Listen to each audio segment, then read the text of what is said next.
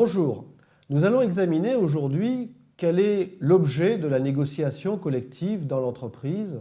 Autrement dit, quels sont les thèmes de négociation dans leur contenu et dans leur périodicité. En matière de négociation dans l'entreprise, un principe s'applique, c'est celui de la liberté contractuelle.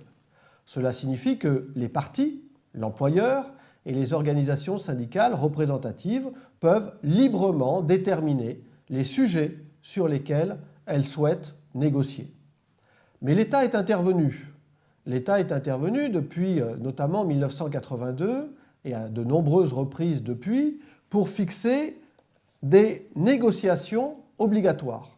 Autrement dit, la loi vient indiquer un certain nombre de négociations qui doivent avoir lieu dans toutes les entreprises où sont présentes les organisations syndicales représentatives. La loi fixe un certain nombre de dispositions minimales que nous allons retrouver dans le Code du travail sous le vocable d'ordre public.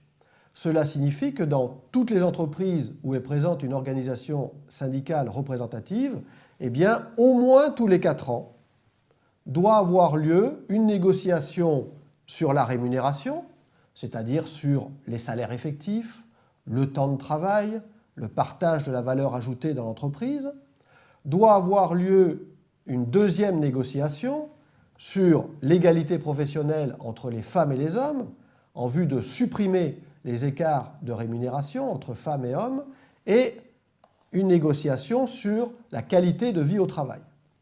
Et une troisième négociation dans les entreprises d'au moins 300 salariés doit porter sur la gestion des emplois et des parcours professionnels. Donc ces négociations constituent le minimum obligatoire dans toute entreprise et cette négociation doit avoir lieu au moins tous les 4 ans. Ces thèmes de négociation peuvent être donc la rémunération, le temps de travail, le partage de la valeur ajoutée, et cette négociation va avoir lieu chaque année dans les entreprises où on n'a pas signé d'accord d'entreprise portant justement sur l'objet de la négociation collective. C'est donc ce que nous appelons les dispositions supplétives. Ces dispositions supplétives ne s'appliquent donc que dans les entreprises où il n'y a pas d'accord d'entreprise spécifique sur le thème de la négociation.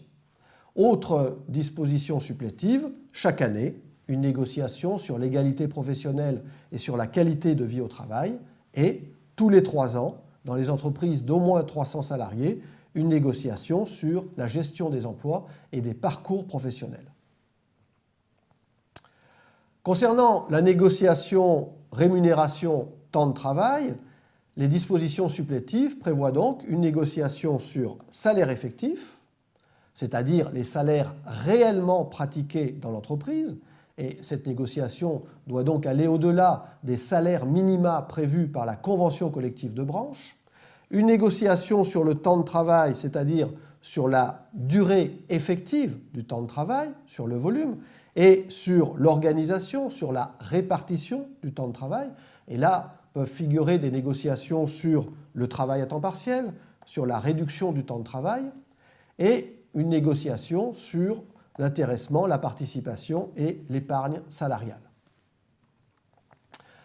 Dans les dispositions supplétives, donc à défaut d'accord d'entreprise spécifique sur l'objet de la négociation collective, une négociation sur la qualité de vie au travail, où on va donc trouver, par exemple, la négociation sur l'égalité professionnelle entre les femmes et les hommes, la négociation pour fixer des mesures contre toutes les discriminations, un thème sur l'articulation entre vie personnelle et vie professionnelle, une négociation sur l'insertion dans l'emploi, le maintien dans l'emploi et le déroulement de carrière des personnes reconnues comme travailleurs handicapés, une négociation sur le droit d'expression, sur le droit à la déconnexion et sur la prévention de la pénibilité, donc concernant les facteurs de risque professionnel. Mais nous pouvons avoir dans l'entreprise conclu un accord qui va porter sur l'objet de la négociation collective. Donc, dans ce cas, l'accord va déterminer un certain nombre d'éléments essentiels. L'accord va déterminer les thèmes de négociation. On a vu tout à l'heure qu'il y avait 3 thèmes légaux, mais à l'intérieur de ces 3 grands thèmes légaux, il faut préciser les points sur lesquels on va négocier. Dans cet accord, on va fixer le calendrier de négociation. Dans cet accord, on va fixer la périodicité des négociations et dans cet accord, on va fixer les modalités de la négociation. Cela signifie qu'en dehors des dispositions minimales, eh bien, c'est l'accord qui va fixer les règles du jeu. Cet accord d'entreprise, il a une durée de vie au maximum de 4 ans. Cela signifie qu'on peut avoir un accord applicable tous les ans, un accord tous les 2 ans, tous les 3 ans ou tous les 4 ans, mais pas plus. Les thèmes de négociation vont exister dans cet accord avec leur périodicité.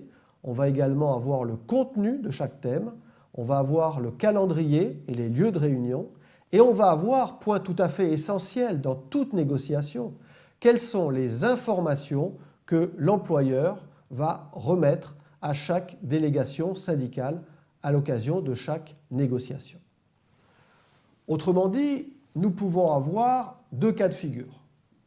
Premier cas de figure, nous appliquons les dispositions légales minimales et il n'y a pas eu d'accord spécifique sur l'objet de la négociation, nous appliquons les dispositions supplétives. Deuxième cas de figure, nous appliquons les dispositions légales minimales et nous appliquons les dispositions de l'accord d'entreprise qui portent sur l'objet de la négociation collective dans l'entreprise.